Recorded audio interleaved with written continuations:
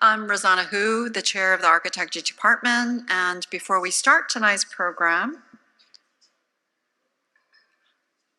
I want to acknowledge the land on which we gather. We acknowledge that the University of Pennsylvania is situated upon the ancestral homeland and territory of the Lenni Lenape peoples. As members of an educational community, we are obligated to know the histories of dispossession that have allowed the University of Pennsylvania to grow and thrive on this vibrant terrain. As designers and thinkers, we endeavor to build in ways that lead towards justice, and we are committed to working to dismantle the ongoing consequences of settler colonialism. This evening, we have a very special occasion to announce the E. Lewis Dales Traveling Fellowship. So I will ask Andrew to come up and give that acknowledgement. Thank you, Rosanna.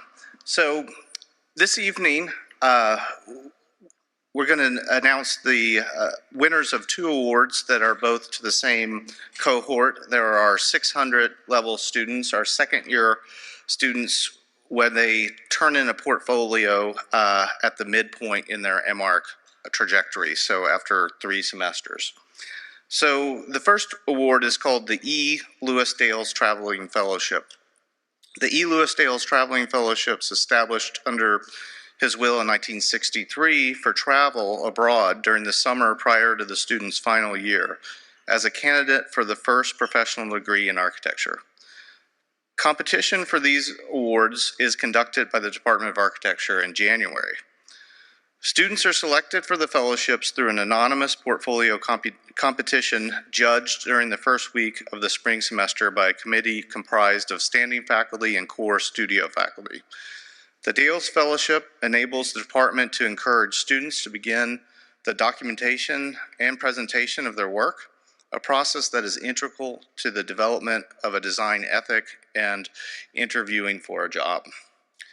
The jury process. The Weitzman Architecture faculty jury evaluated 69 anonymous portfolio submissions. They were asked to score each portfolio and submit short statements on what they valued while assessing each portfolio. The 2024 Dales Fellowships are awarded to the highest scoring submissions. So before I announce those, I just want to thank the jurors. We had 20 faculty who scored all 69 portfolios. They were Hina Jamel, Annette Fierro, Mike Avery, Daniel Markowitz, Simon Kim, Jonas Korsmeyer, Ferda Colaton, Scott Erdy, Robert Stewart Smith, Nate Hume, Andrew Saunders, Eduardo Rega, Richard Garber, Lane Rick, Danielle Garcia, Ryan Palliter, Andrew Lucia, Larry Mitnick, and Barry Wark. So that's a lot of work to go through 69 portfolios, and we have a spreadsheet and average out all the scores. So the results this year, we've broken them down into kind of tiers based on their scores. And so for the third tier, there were 6 students. First one being Julius Quarti Papafio.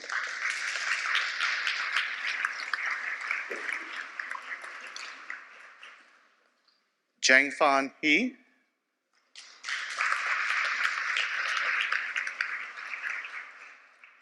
Tia Yu. Brennan Flory.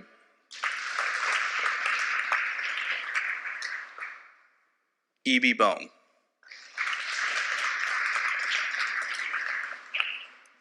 The second tier had 3 portfolios that scored in a similar range. First one was Nathan Honey.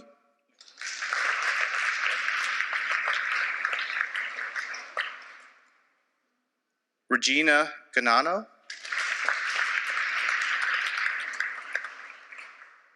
And Ethan Seamangle.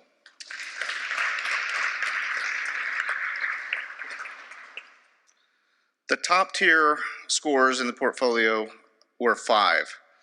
At the highest tier, they are Shane Bungie, Taylor Freeman, Sahil Shah, Benjamin Scott Oliver, and Dylan Thomas Day. So we'll reach out to you with more information about the prize. Now, the second prize is the ADIS Fellowship. ADIS is a global architecture firm that has established a fellowship for students who are interested in working in Asia. The gift was spearheaded by Andy Wen, a 1990 graduate from the Weitzman School and current global design principal for ADIS in China. It is the first fellowship at the Weitzman School sponsored by a firm office from Asia. In addition to support for educational costs, the selected fellows will be offered a summer internship at ADIS to gain practical experience on top of academic preparation. The breakdown of the fellowship was announced is $10,000 in fellowship and $15,000 as a stipend for the internship, paid for directly by the firm. So the way it works, they asked us to send 5 finalists. We sent 5 finalists. They were Taylor Freeman, Benjamin Scott Oliver, Nathan Hoon, Dylan Thomas Day, and Shane Bungie.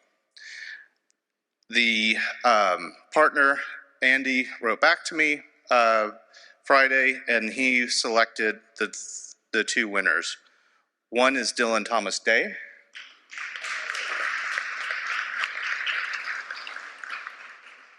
And the other is Shane Bungie. Thank you, Rosa. Thank you, Andrew, and huge congratulations to everyone who won the different prizes. And now I want to introduce our esteemed speaker tonight. I'm extremely excited to introduce you to the architectural studio AMAA, a practice based in Venice, founded in 2012 by partners Marcello Galiotto and Alessandra Rampazzo. Okay, good. I'm still learning my Italian. We're so thrilled that they can be here, both can be here tonight with us. Their professional practice sets itself apart from their contemporaries through an intense integration of academic research with an uninterrupted collaboration with academic institutions. Their ambitious intention to constitute a new stratification in addition to existing memories of historic cities brings a new reading of history through layered context. They both graduated from the Istituto Universitario di Architettura di Venezia, or commonly known as IUAV, and proceeded to complete their PhDs in architectural design, Marcello in 2015, and history of architecture, Alessandra in 2017. Before starting their practice, they worked with Massimo Carmassi and the Japanese practice Su Fujimoto in Tokyo. Their renovation of their beautiful office in Arzegnano in 2015, which exemplified their convictions on adaptive reuse, brought them international attention. And I believe it's also the first time that I noticed them and saw their work. Very similar to Suto de Mora's renovation of Santa Maria de Boro Convent, AMAA aims to adapt and reuse their insertion to blend with the existing to build a new architecture. It is not the same as reconstruction of the building in its original form, but rather a new building with its past fully respected. In the exhibition that they presented in Venice just last year, where we finally met in person, AMAA explores the challenge of decarbonization head-on by comprehensively considering the reuse of the ex-NATO base of Monte Calvarina in the municipality of Rancia, overlooking the valleys of Vicenza and Verona in Italy. In one of the interviews, AMAA described the project as, quote, a statement that sustainability in architecture can be done through the reuse of what we have, that it does not always have to be a historic center, but it can also be regular, abandoned factories or simple buildings like the concrete ones that we have in the military base today, unquote. And I could not agree more with this sentiment. Tonight's talk is based on their book, published in 2022, entitled Seemingly Simple. The concept of seemingly simple embraces the comprehensive research and frames of the process, focusing on the attention to tradition, historical memory, the mutual influence of the arts, and the craftsmanship involved in the use of materials. These subjects strengthen a deep connection with the regional context and with its renowned references, being the starting point of each individual project. Now I want to invite Marcello and Alessandra to come.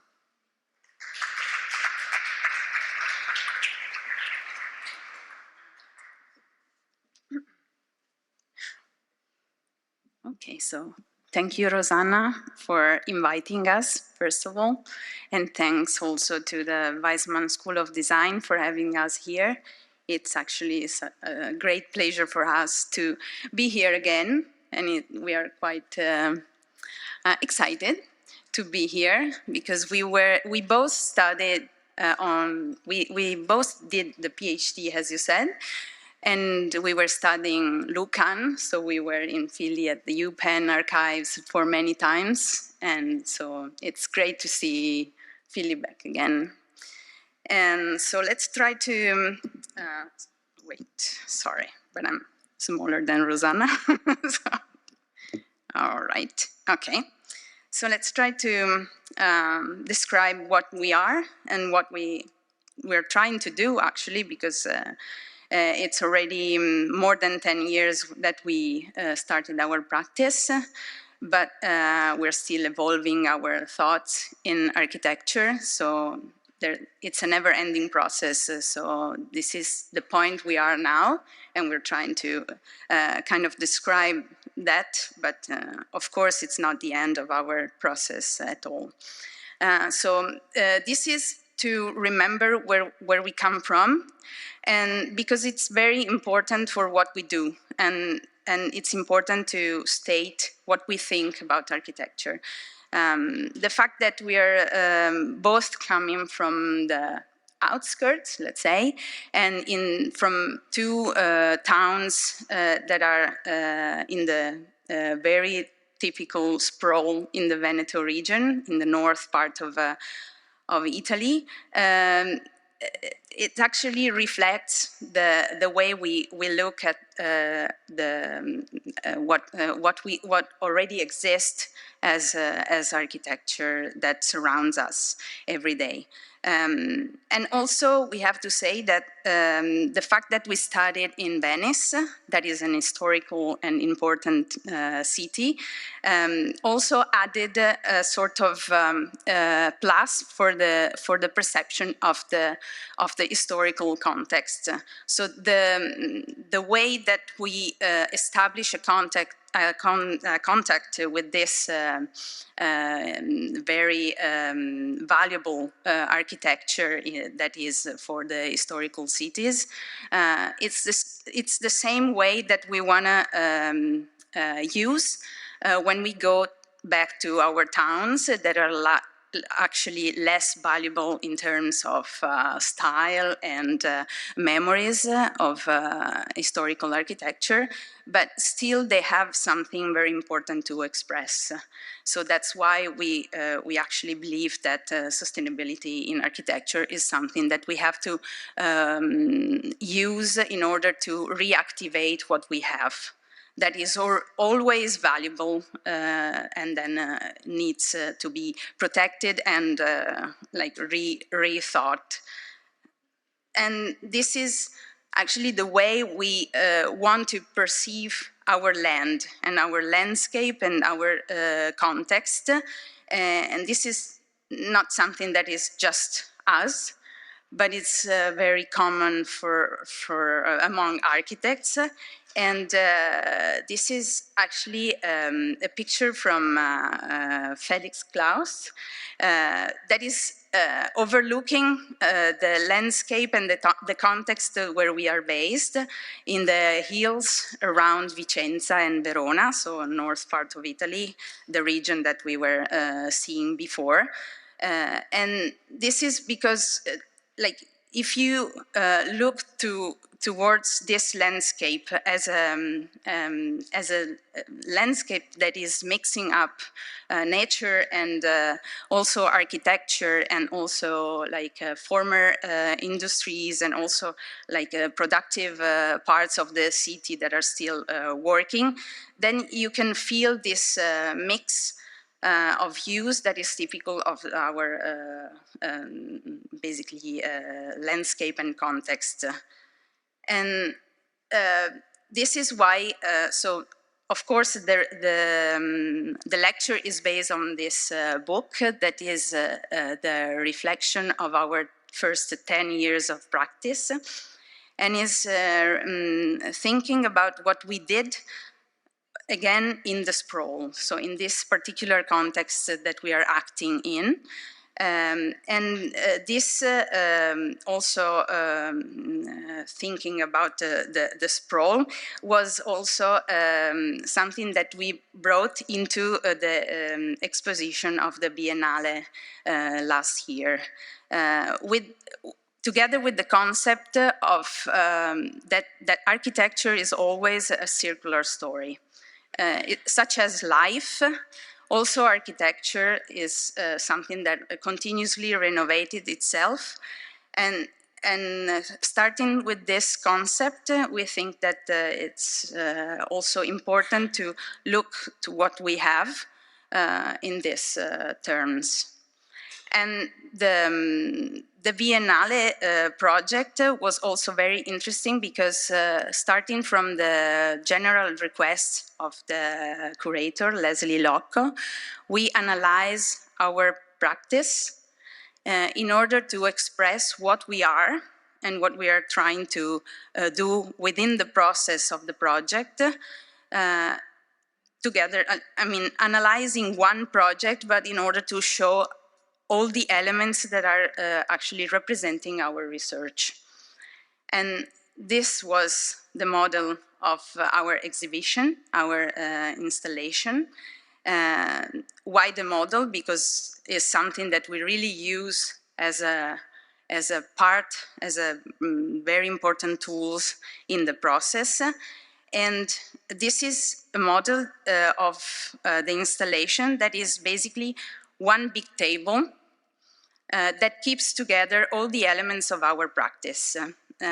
It's a sort of ideological way of thinking about sort of like an ideological way of expressing the concepts, because, you know, when you sit at the table, you actually share thoughts and also inputs.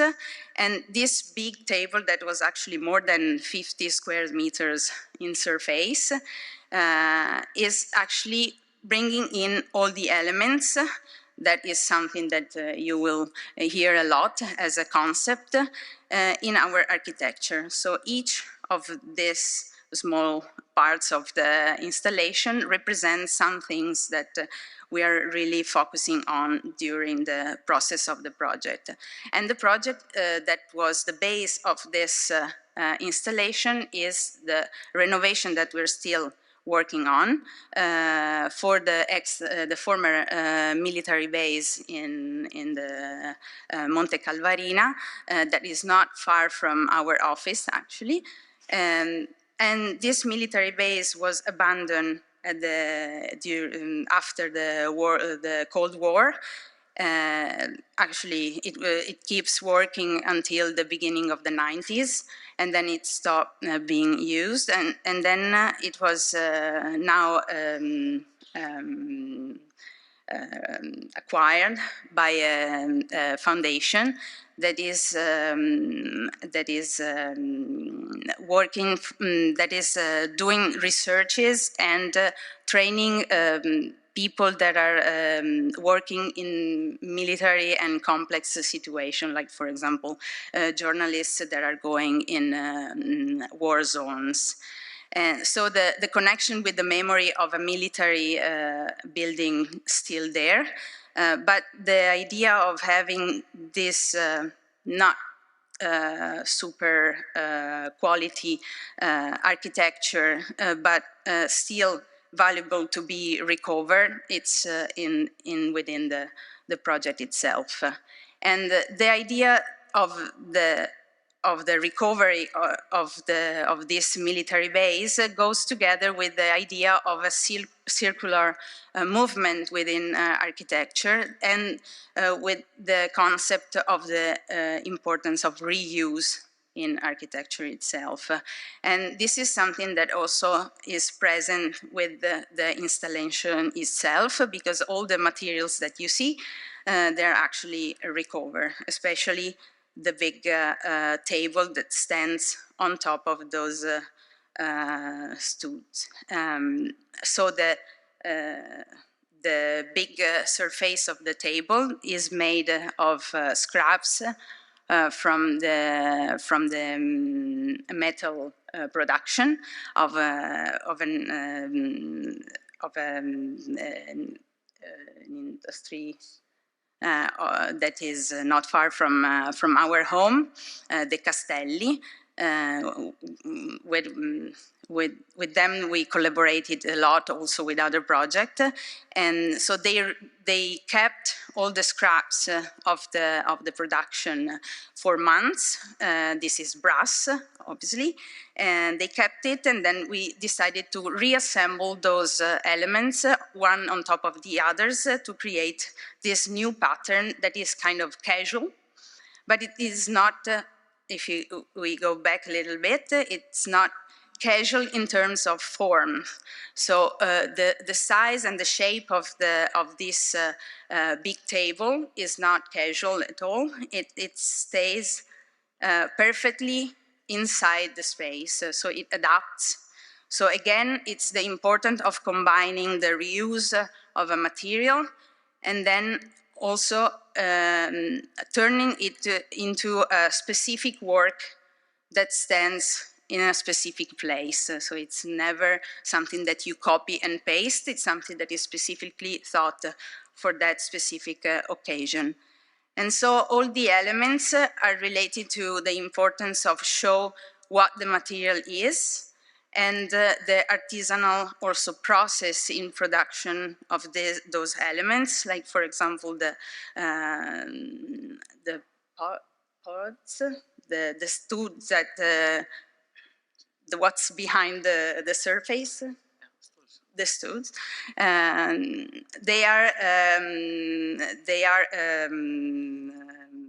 something that is coming from the artisanal production of steel. And again, the big model is something that it represents our way of working, and in a sense that we use the model as a base for a process of tries. So you never end up trying, basically, and it's never done, the project is never done with the first solution, but we keep going, and we use the models in this sense in order to improve the process and the project itself. And again, the model is, you say that we use different materials for models itself. The previous ones were in cardboard, but we use concrete a lot for the models, but also for architecture in the real scale.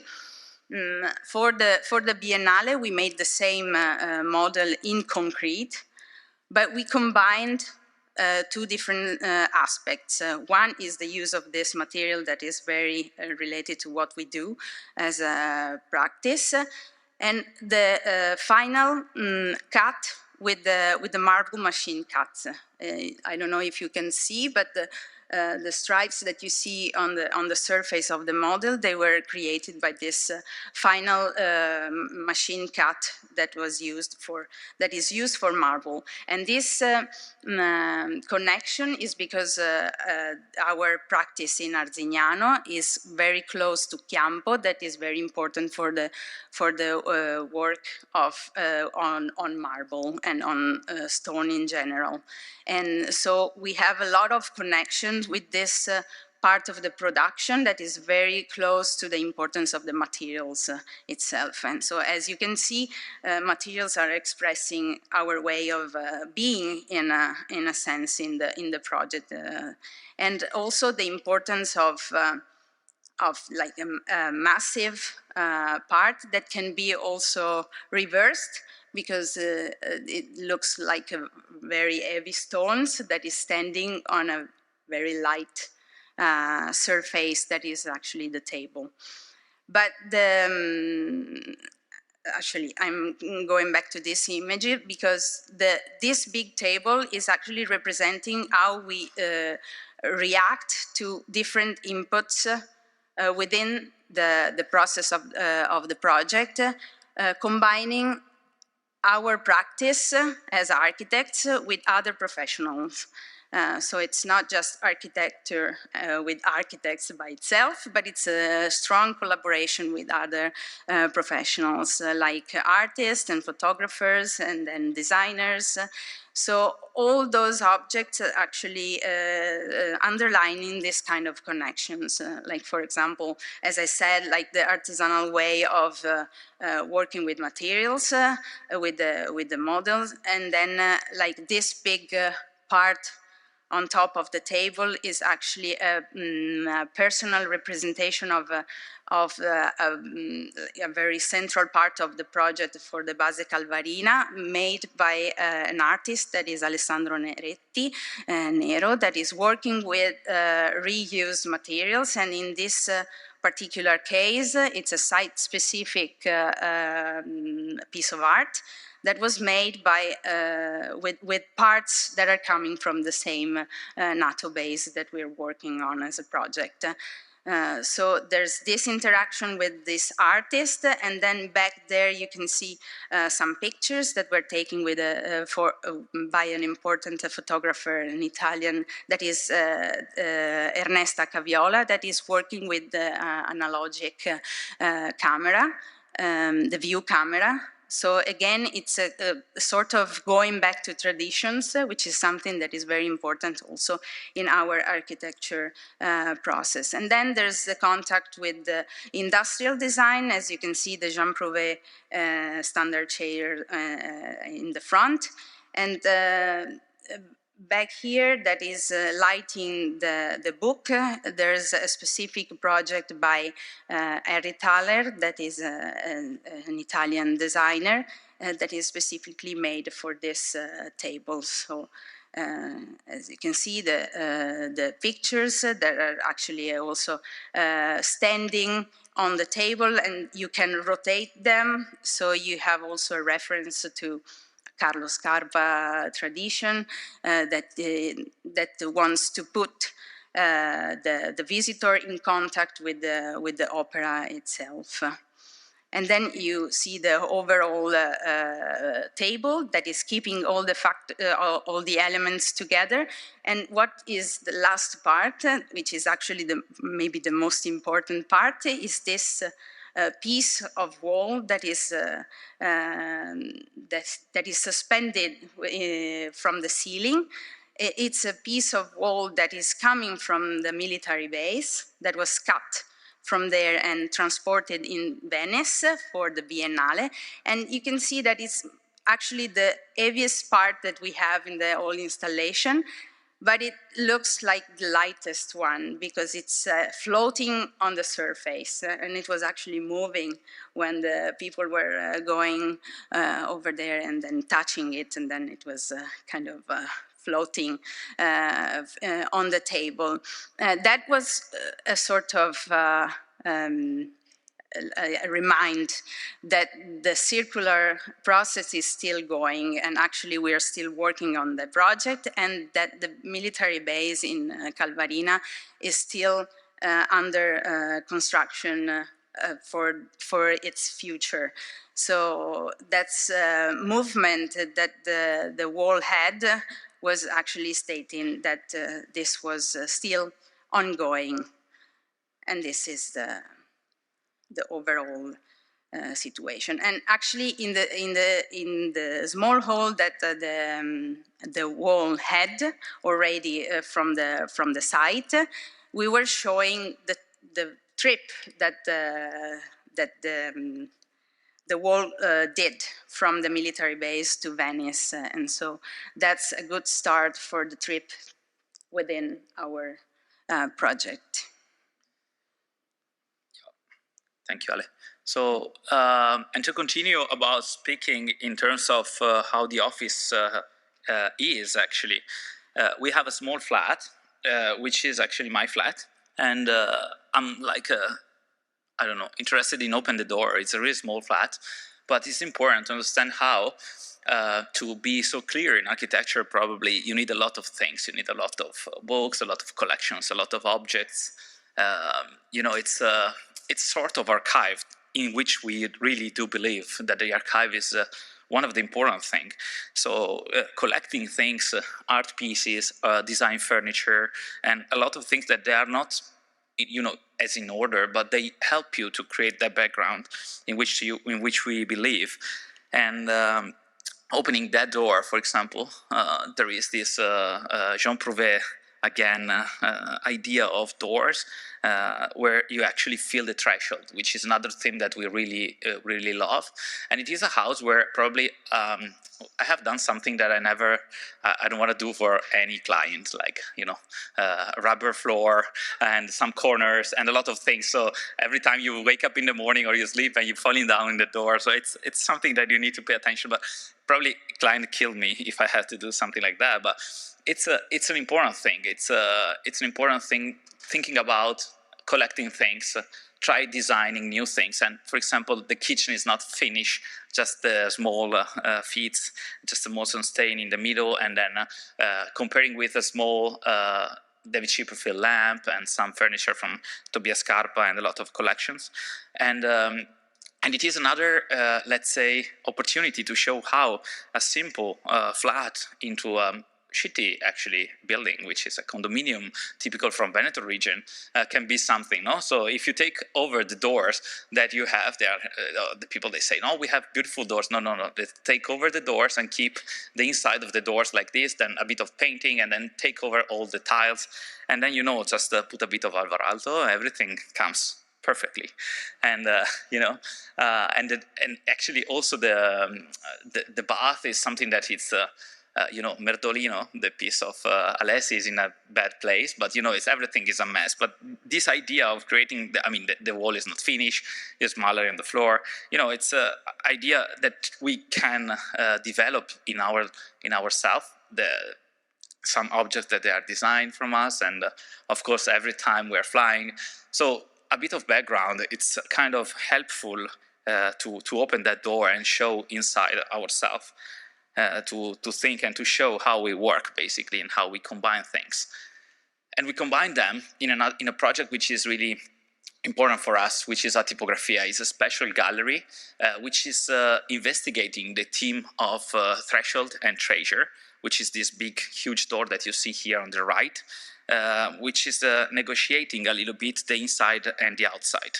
The theme of the threshold is kind of really important for us. And, you know, it's like creating that in and out or in between space, which is really important. In that case, this gallery is situated in always in Zignano, it's close to Vicenza, and where the people, they are not so, you know, interested in art and stuff. So we decide to bring it out, this huge art and architectural piece, which is becoming a wall, but at the same time is embracing people to create that kind, to broke that kind of you know, problem that the people has with art. So in the middle of this plaza, you see there is this huge and long old painting factory where we actually put this huge entrance, and this entrance is embracing people. So the people, they feel the art coming outside, and they came inside and they start to interact with the small gallery, which is really long actually. And is combined by, is actually born with this 19th century house, a small factory in the middle, and an old factory from 800. And all of our work was really focused on creating this clarity on stratification, because you know in Veneto when you work and then people work, then they start to say, no, I want to add a piece, I want to add another piece and another piece again, and then everything become a mess. So when we start to work on this project, we start to clean and to tidy up everything, and it takes a really long time, couple of years only to take over stratification and to feel and to find which one was better to keep and which one was better to emphasize. We decided to bring the entrance from one side on the right, and then again we go closer this window, which is this frame, which is well designed from us. We really do believe that every frame, every architecture has proper frame, and that frame was super thin and super well designed from us with our craftsmen, and it's actually like a diamond in order to break up the reflection from the inside to the outside, especially when you are at night. The ground floor shows up as in the upper part you enter, and then you have bookshop, and then you enter that space, which is the space in the middle from 1998, something, 1986, I don't know, something like that. And the other space is older, and you see the beams sticking out, and we add this this kind of green corridor outside, which is enlarging the space inside, and which is able to create this kind of respect to these three beautiful columns that they are free now, and before they were like interrupted by stupid walls. And we decide to create that kind. Yeah, that's probably true.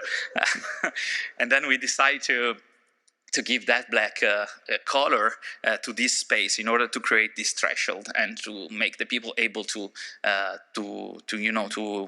see with different eyes the old barn which is on the back. And the space is becoming and is revealing itself, the beauty of the space and the clarity of the beams on the walls, that they are going into the floor with the joint, as Carlos Carpa teaches us, and to give this gap for the powder and for the respect in between old and new.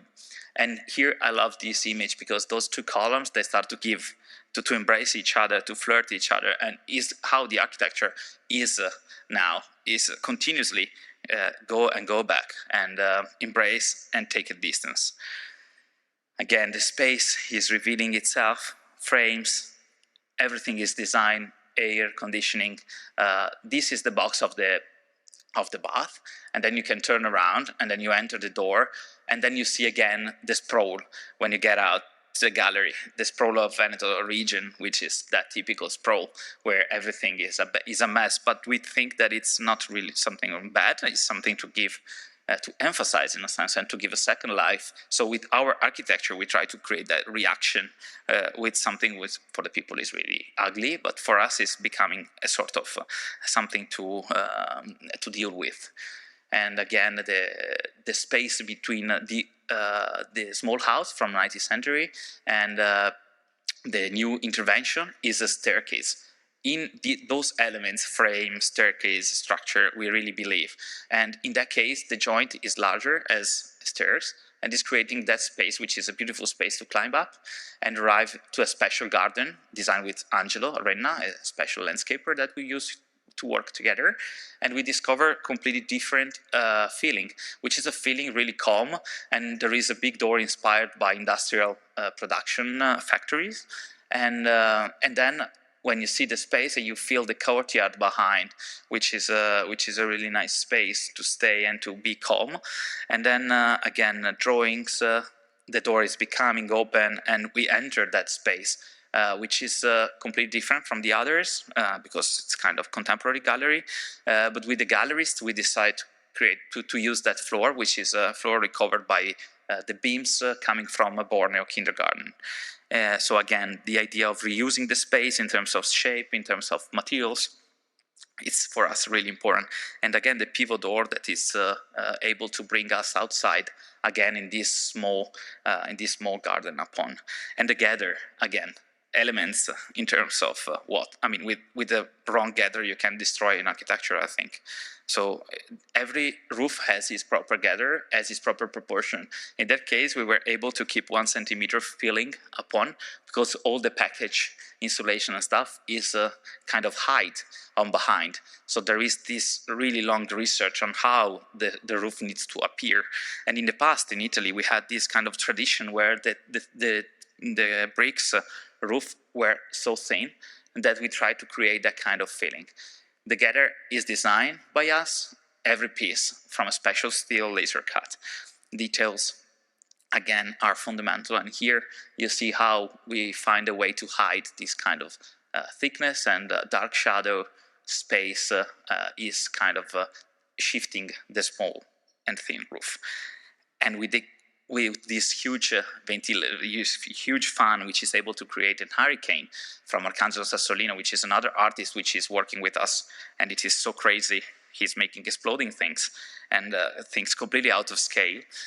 Yeah, we leave the gallery from the outside, and we jump into our office that Rosanna before announced, which is now called Capanon. Capanon means in the origin language from Veneto region means big factory and old factory. But it's not in a, in a good way. It's Capanon is something that is really bad, but it's fine. It's nice because we actually transform something, again, really not really good for people. So it was cheaper at the time. Nobody was saying inside some potentials, and we sold them, and we decided to work on that structure, and actually, I don't know, maybe 500 meters from our office, there is this beautiful church by Giovanni Michelucci, and the Casa Canonica, we called, so which is the building close to the church, is much better, and is also able to create this kind of structure which is outside, and which is really declared.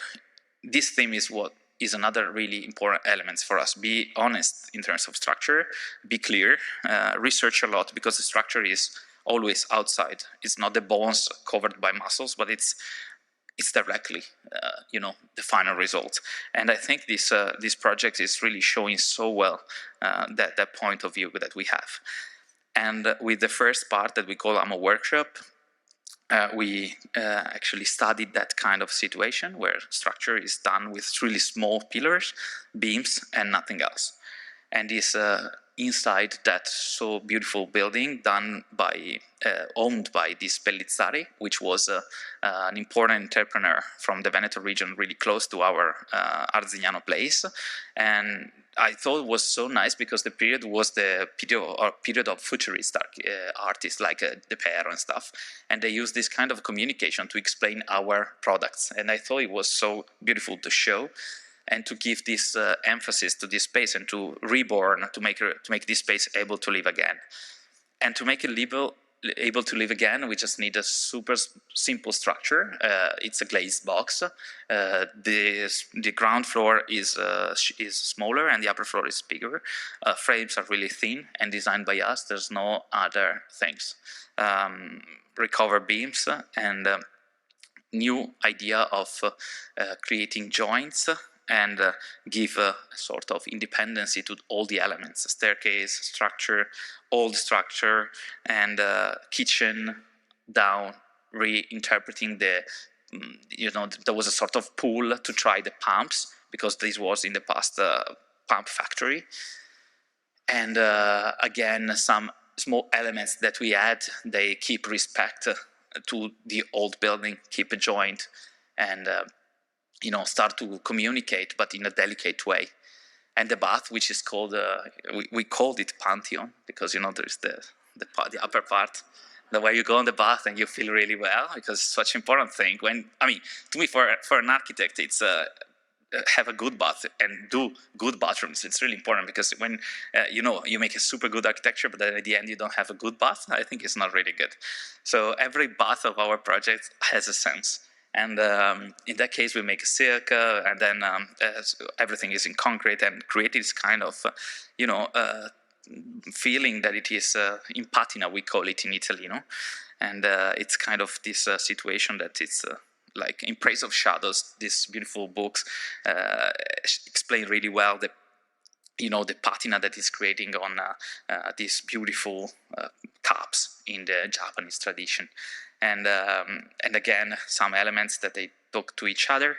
And this is another really important part for us, which is the relationship that the box is creating with the yellow beam and the movable beam. Because it's really difficult to see the beauty of these elements from when you are above. So creating this kind of platform, it's really interesting, and you feel completely different, and you feel completely into the beam, which is a strong point for us. Floating box and relationship and stuff give us the chance to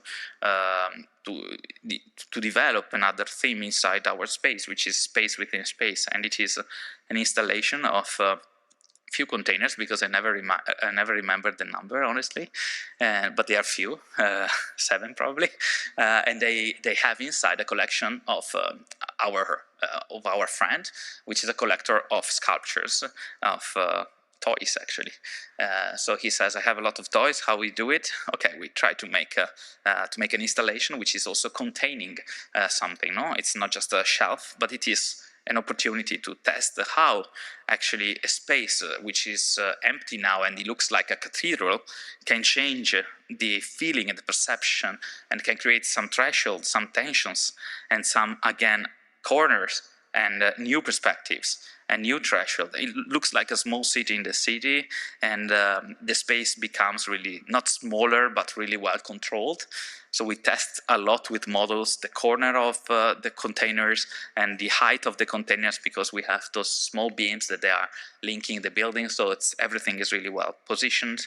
And in this image, you see how the feeling of the forato beam, of the forato brick on the left, it start to deal with and to talk with this corrugated steel. Everything was recovered from a few deposits on the north of Italy. So those containers, we went actually many places to buy them, to have the same colors, the same feeling, and to recover. We want to use new things.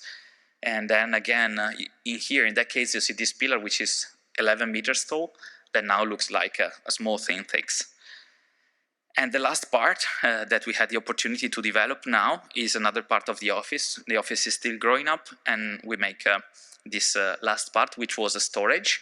And to give light to the space, we decided to work with this Canona Lumiere, and to create this kind of huge frame, which is dividing the space within space to the storage, but it's not like closing, but it's making the communication. And all the MEP are outside.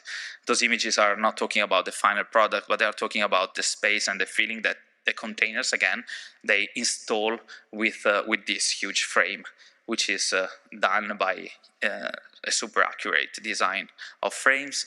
And just to have some proportions, and to get inside, we just reuse simple materials on the floor, OSB wood, and some aqua panel declared, because we hate usually the aqua panel stuff. But in that case, we use it for drawings and stuff, and they're really comfort. So we decided to declare and to use the elements on the edge to detach them, and to show how a cheap product can be also interesting. Like you don't see here, but we place all the screws in a right way, 2 by 2, as Carlos Carpa teach us and stuff. So it looks like really, really well think. And the relationship that it's creating with the space inside is quite interesting, I think, also when you are inside. And Plastic is Fantastic is a story of a staircase. And it's a story of how sometimes a really, really small object can change completely the space. And when we have the concept of these small elements, we decide to don't touch anything around here, because this barn was so weak, so well done with these beautiful stones and stuff. So we decided to make an independent object. So it's not touching the slab, it's not touching anything around, which is preserved. It's just touching the ground, and is sustained by itself.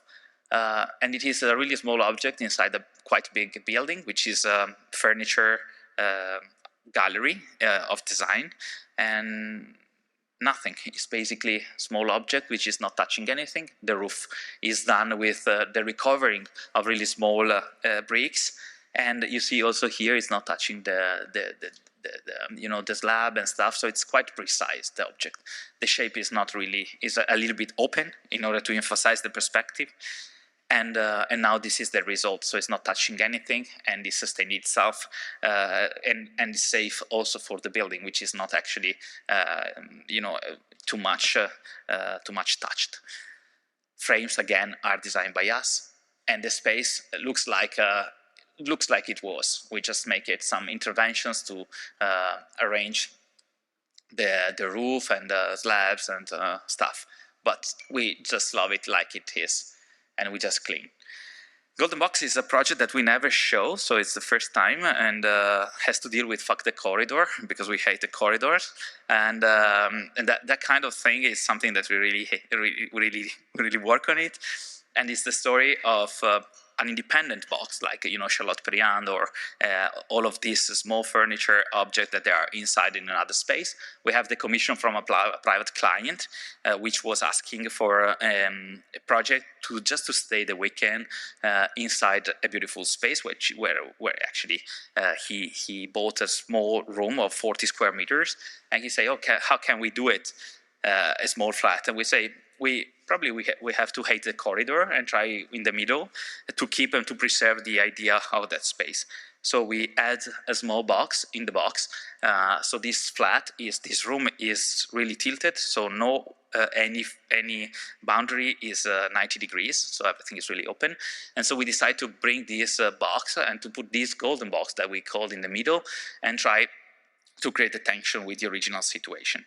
It looks like this. So it has a kitchen, it has a main bedroom, some cloakroom, and the bath, which is facing to the small park that it is on the site, and a small sofa place, nothing else. So it's like a refuge, petit refuge. And to create a kind of situation of precious, of important space, or like a well-finished object, we develop a special treatment for the brass with the same industry that works with us for the Biennale, and we create a kind of situation and the finishing which is really like changing colors, comparing with the space and with the light that the space is creating. So in that case, you see the position of the wall, the beautiful original floor, and the decoration on the ceiling, which is really beautiful, is totally respect from the intervention, and is totally emphasized. We just add the frame, which is in that case white and is outside of the wall. The glass of the bath is tilted. Inside there is velvet, so you discover this space which is really precious. And from the inside of the sofa place, you feel that kind of lighting that is always indirect. So you see the light like a scene appearing from behind, and some details that are really important for us to develop a really, really precise building as it is, this one. And it is a 4 years site, so it takes 4 years. So the client was really like, okay, when you finish, oh, no problem, we finish, but we need time. And so that's why we had this chance to make all of these small details and this beautiful marble coming from the Campo position, which is close to us. And again, how the space works, some details, because it takes a lot of time of work to make everything really precise and to according all the elements to the others. And the space for the bed, where the hole behind shows us the other space, and to create that connection. And the box is really open and close, and inside the door there is the bath, which is a really special place with this silk which is completely excavated. And you can see here some details of the screws, the shadow area between the frame and the other spaces, and all the details. And this image, I pretty much love it because it's showing how the box is not in the same position of the decoration and of the space, so it's creating that kind of tension. And we develop also some glasses with Via Bizuno. And this is the last project. No problem, guys, last one. But it's such a special one because it's a villa that is, it takes for us, I don't know, 7 years almost of work, and we call it floating villa upon a patio house. So there's a villa which is upon a patio house, and it's suspended on a ground floor, which is a common ground. It was impossible to not deal in our area because the villa is, of course, here in close to Vicenza, and was not possible to deal with Palladio. And okay, it's a really complicated thing, but you know, when you go and you live, you are born in Vicenza. Every morning you wake up and you turn around and you see Palladio, and everybody talks Palladio, Palladio. Okay, what's the good thing of Palladio? Everything is so cool, but there is one thing that I think it's the perfect thing, and is the independence of the volumes. So Palladio has this power of making a villa in nowhere, which is so powerful, which is so clear and so strong, able to create access, able to create strong opposition. So we say, how can we do a villa better than Palladio? It's impossible. Okay, just stop it. But we actually decide to make this independent volume, which is not dealing with anything else, instead itself. A lot of options. The first, this is the sequence of, I think, last 3 years. Because before we test a lot of other things, but it's kind of interesting. When we decide to make that floating thing, we start with the 2 elements, then the elements start to combine themselves, and at the end they become one big villa. So the process of cleaning was so long, because be seemingly simple or apparently simple is something which takes a lot of time and a lot of resources, and sketches and models of different scale. So this is 50, before we had 200, and now we have other many. And the model we just pictured a few days ago, because it's not finished, is on the state that the architecture is now, and because we use it to study frames and to study all the other details that we need to finish the house. But to be honest, I don't want to finish the house because it's so beautiful like this. So I would suggest to the client to stop it, and then you'll see the images, because it's so clear. I mean, when you arrive at sort of clarity of structure, then it's really impossible to finish to me. So yeah, I have a good team that is able to go to the site and finish for me. But you know, it's a big deal. And inside here on the site is quite special. It's close to the city center of Arzignano, and but it's not into the city center for one building. So we're so lucky that we don't have any special regulations, so we can make an experimentation. And we decide to work on again, different models. Those are not beautiful, but they explain very well which is the situation, I think. And this is the physical model, I would say. I mean, yeah, 1:1 scale. So we tested, and now we are quite happy about it. And inside here is a house that we have done, actually, where you see Luce. And it's nice to see from that house how the building is looking. At that site, unfortunately, you don't see the gap between the volumes, because there is the facade in front, there's the structure in front, but it's kind of interesting to see how the upper volume is floating on the inside volumes. Everything is done in white concrete. It was really complicated in our region to make white concrete. I didn't know before, so we actually needed a proper small factory in the site to produce the white concrete. And also the roof is white concrete from the outside. There's no any metal piece in the roof, which is a really big goal for me. And the ground floor hosts 10, 12 cars. And the ground floor is at that side. At that point, we don't know if it is the final layout, because the power of this house is that it's really flexible. This family is a big family, but they don't know so much how they live. So the guys, they study in another place. So we actually decided to find a way to have this flexibility, which is now hosting a small pool on the left, a small spa elements, kitchen, big furniture elements, and then there is the dining room, which is together with the sofa place and the small office on the right, pool in front, and a big forest around with a really small corner on the left, which is a space for dinner with friends and stuff. On the upper floor, we have 2 small flats for the children's, or not children's anymore, for the guys, and with a courtyard in the middle, able to bring the light on. And the last floor has 2 master bedrooms and 2 big storage for clothes, I think, and bags, because they have a lot of bags. And that thing is kind of interesting, because the building, especially at that floor, start to open their corner to create that kind of connection between itself, which is a really close shape, and the landscape. And then going up to the last floor, I just jump into the site. I thought it was nice to bring the site with me here in Philadelphia, because usually you don't see the site process so much. You see the architecture when it's finished, but we really love the process of the site. And coming from the ground, you see how the building works. And this is actually, the yellow one is the small factory of concrete. So we have done everything with this small baby, and that one. And it takes 2 years just to make small one, like ancient process. And now it's growing up, and then you see how the cores, they sustain the house with those 2 elements, which are the V, we call it the V, and nothing else. So there is a kind of experimental structure that we work with the engineer a lot to feel that the upper part works as a cube, and sustained by those small elements. And then the roof becomes, the interior part is in gray concrete, and we use a big baby here.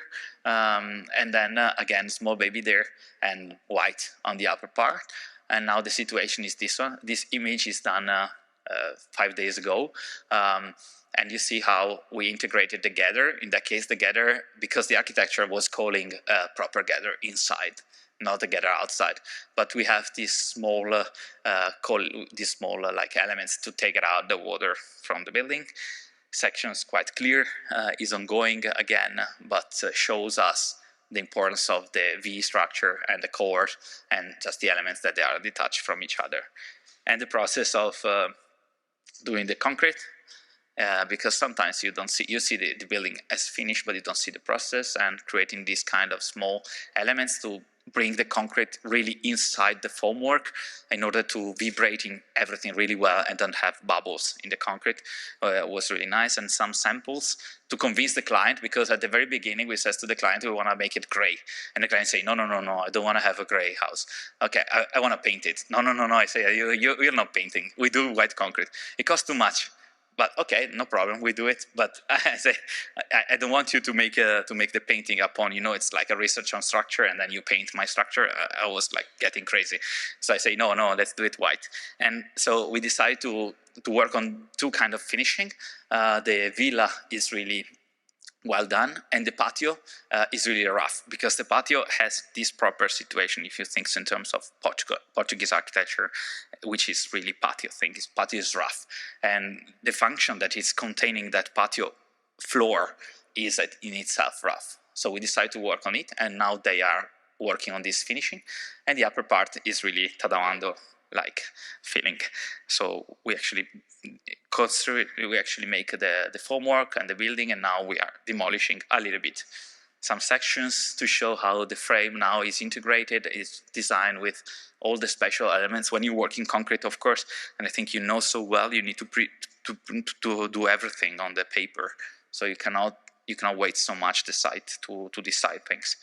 And now the situation of the building, and just a fast ride around. So here you see the upper part, which is detached, And in the client close to us make a Palladio thing. Was like, I say, guys, come on, are you doing that? We have a house which is, it's a fake Palladio, totally fake Palladio, and. But it was funny to see this kind of two constructions that they are going together. And this is the space inside taken by Mikkel Olsen, and the reflection on the floor and the power of this structure. I think it's really interesting. And here will be the dining room. So I think it's really difficult for now to finish and imagine things because it's so beautiful like this. And the space inside, the cores, the detail of the white concrete and the gray concrete, and the space inside, and the space for frame, bedroom areas, a courtyard in the middle, and again, patio, structures, and relationship between the back. That area was a leather factory, so a tannery. And so you see on the wall the colors of the tannery from the 80s. So I think it's totally fine to preserve the back like this because it's a bit of the memory of the time, and it's creating good tension between the precision of the new building and the back on us. And yeah, thank you.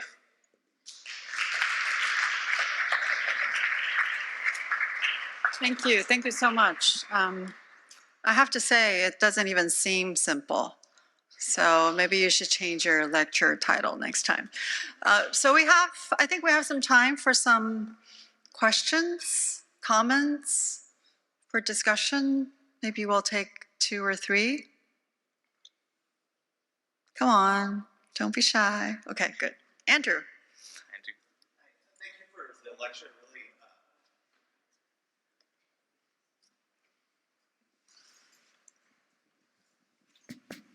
All right. Thank you for the lecture. Beautiful work. The one thing I was really struck by is your photography. So I don't know if it's your photography or if you have somebody working for you, but I found the way in which you presented really, was a certain kind of manifestation within the photography. Everything is completely corrected. It all looks like it's on a cloudy day with indirect light. It's almost as if you are constructing narratives within these kind of vignettes going through there. So anyway, I was just kind of lost in your photography. Obviously, I enjoy the work as well, but I like the representation of it as well. Can you speak a little bit to how you edit, curate, and work through photography? Yeah, I can. You can. I can, and then you complete. Okay. Yeah. So I just mentioned, like, I had few words about the photography as a collaboration that we have in our practice. We use Ernesta Caviola for the pictures at the Biennale, but actually we have 3, let's say, photographers that are working kind of stable with us. One is one of our collaborators, that is Elena Pellizzer, that is taking pictures of all the models. So they're all pictures in the same way.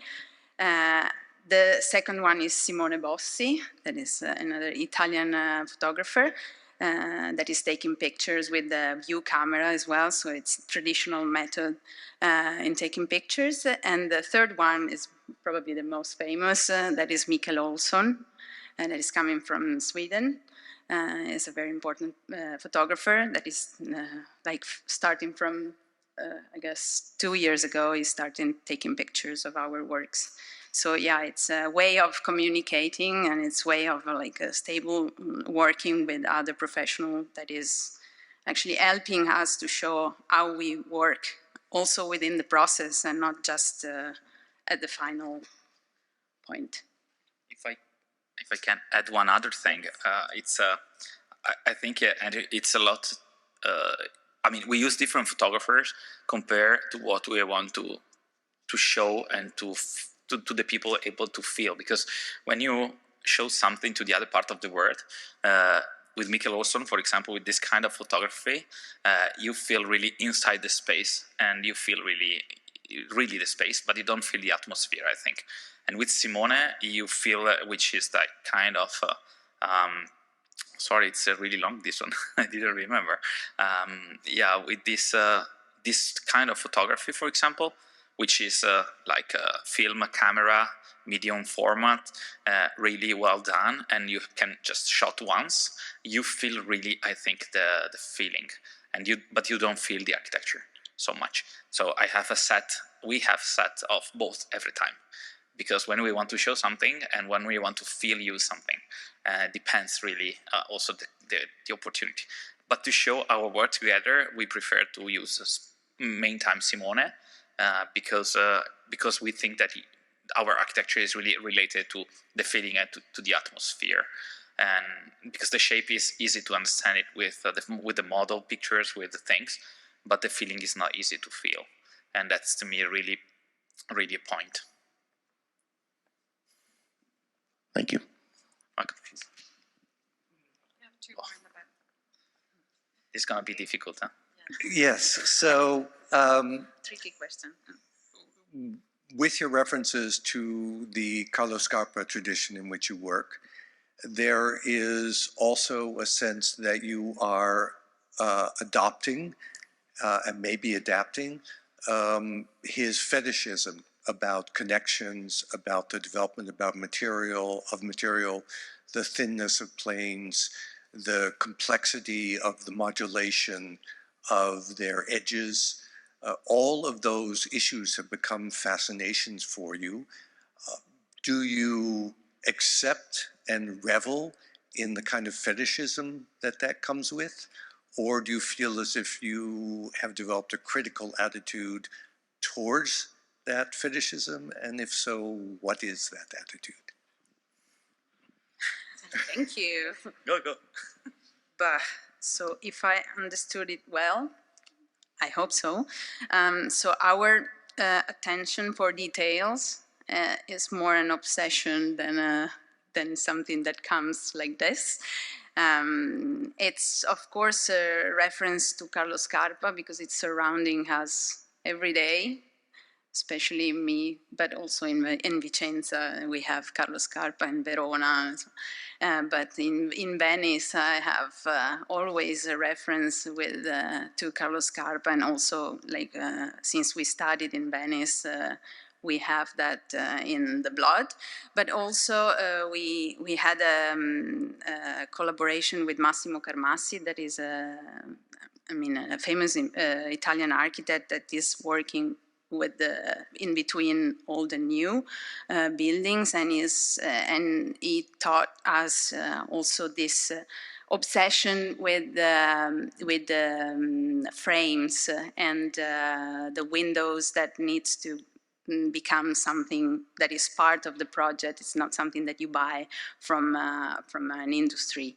So I mean, we are always looking to the joint as something that is adding a plus to the stratification of the building, because within the joint you feel the memories of the space that is overlapping every time, and then within those parts you can feel this circularity in the process.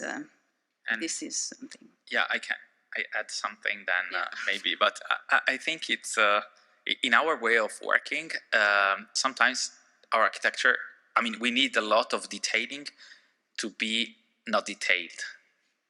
I mean, to be clean in architecture and to be seemingly simple, you need to work a lot on details to don't show them at the end. Because if you have a good detail, then you will not see. But if you have a bad detail, you will see. So that's, I think, the point. And Carlo Scarpa, to me, is a big master, but has we used to study a lot and to research a lot. But Carlo Scarpa, the detail was completely outside and really well exposed. And the architecture was on details. If you think in terms of Miss van der Rohe, for example, the cleaning of the detail is so beauty and so clean and so really well detailed, but it's disappearing, and a lot, I think.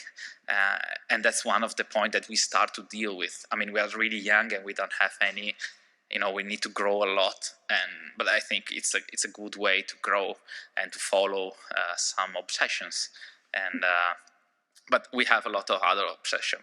Staircases, space, structure. And I think the process, collecting things, but I think the process is really long. It takes a lot of time. But we do believe that the passion and the hard work is the way. So detailed to be not detailed, I think it's a good story. I actually have a question regarding, because there's a lot of critics that talks about your work in relationship to Soto di Mora, in terms of your position on adaptive reuse, the idea of blending the building so there is no distinction between old and new, very clear in his Posada work. And I thought the same until I start seeing a lot of your work. There's actually a distinction. It seems like you guys don't touch the old. You use a lot of old materials, the rusty metal, even the stair, but there's always a gap.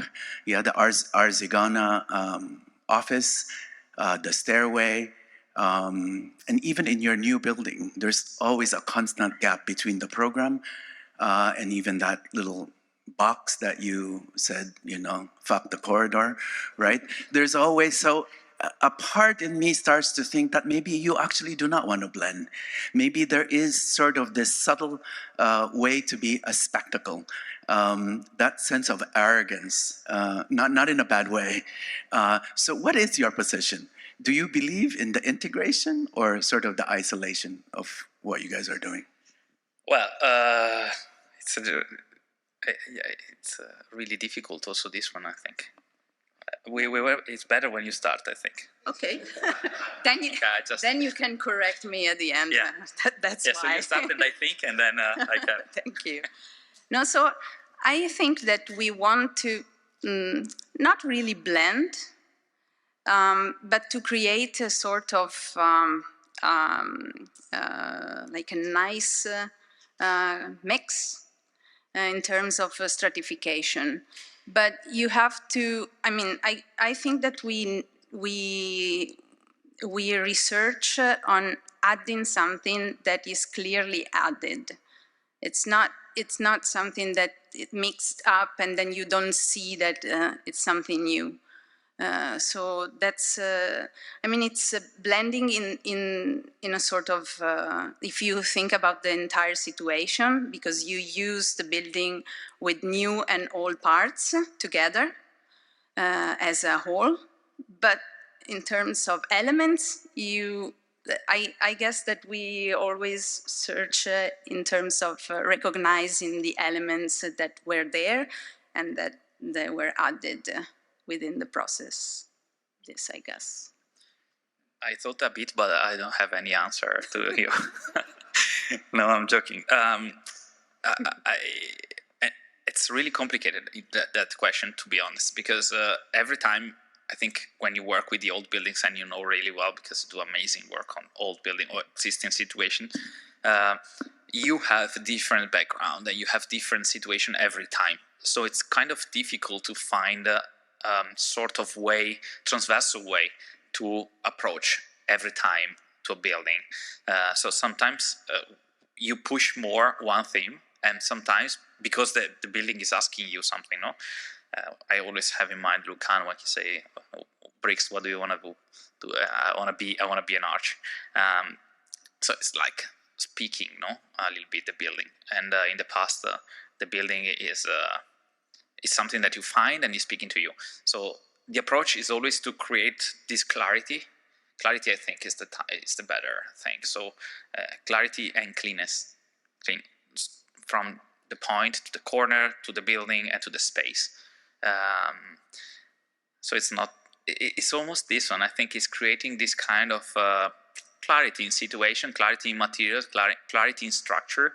Because when some buildings, they call you and they say to you, I want you to work with a metal structure, or I want you to work with a concrete structure. And so every time is difficult. But I think be clear and be clean is something that we really, really, really search in our architecture. And also, if you spoke in terms of Soto Mora or also David Chipperfield, because I always have in mind Noyes Museum, for example, of David, and also the gallery in front of the Noyes, that is always in mind of me. And it takes it's a project of, I don't know, 30 years of distance, 20 years of distance between the two, and the approach is really different, but you see the hand of David in that case, and you see the mind. And also in that case, when now he added the Simon Gallery, again, there is another hand, because it's a different position and stuff. So yeah, I think our research is, it will be also on this clarity in the future, if it's fine. Linda, it was difficult, the question. So I think we have time for one last question in the back. Hello. Thank you for sharing your work. That was really lovely. I have a question about this idea of research. So I'm thinking about both of your backgrounds having PhDs, and then also in the title of your firm, Office for Research and Development. So I'm wondering how research comes into your practice and how you think about it in terms of the production or the output of your firm as well. I can start this one. So you close up. So yeah, we are actually, I mean, everything you do is research. When you read a book, when you go to a museum, everything is a research. So we, in our practice, we research our materials, our structure, but we have this kind of path that we want to follow, and all the things that we research, they kind of get into this path. And they get into with the students at university and with the materials during our work, with the models in our office. Our office is like an extension of the university, of an atelier. We have an artist in the office, which is researching with us. He's a crazy guy, but we say we need an artist in the office, because the artist is bringing you and move your brain in different ways. So we have this one. We have connection with designers and stuff, and everything is research at that level. So that's not only the research on masters, that you need to know everything. So history of architecture, you need to know everything as a base. And then step by step, you add and you study and you travel. If you travel, I think every time, there is a really important Italian writer, which is Cesare Pavese. He every time says, when you travel, you grow a lot, because every time you feel uncomfortable when you reach a new city. And so to be comfort, you need to, you need to discuss with people, you need to open yourself. So every time the trip is a growth.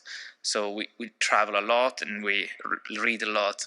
We try to do things, and we make a lot of mistakes. And that's, to me, the point, to do the best research that you can. And if you stop research, I think you stop, and you stop talking with team, you stop talking with things, I think you lose completely the control, and the office is going to stop it. Want to close it? Was so nice? Okay. So nice. No, you just, yeah, I'm adding just a few words. No, he was saying that our office is an extension of the research that you can do at the university, but it's also through the reverse. Like when we do a course at the university, we are actually acting with students as we do with our collaborators. So it's always a process of research on architecture and on the project itself. Great. I think that's a really wonderful note to end on, and I want to thank everyone for coming. And just to do a little kind of advertisement for our lecture series,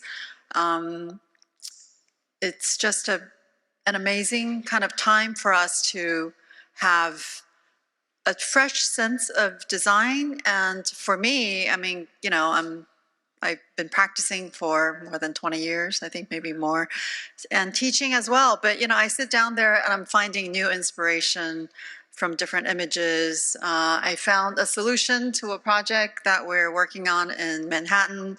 So I think, tell your friends to come to the lecture. Okay, thank you.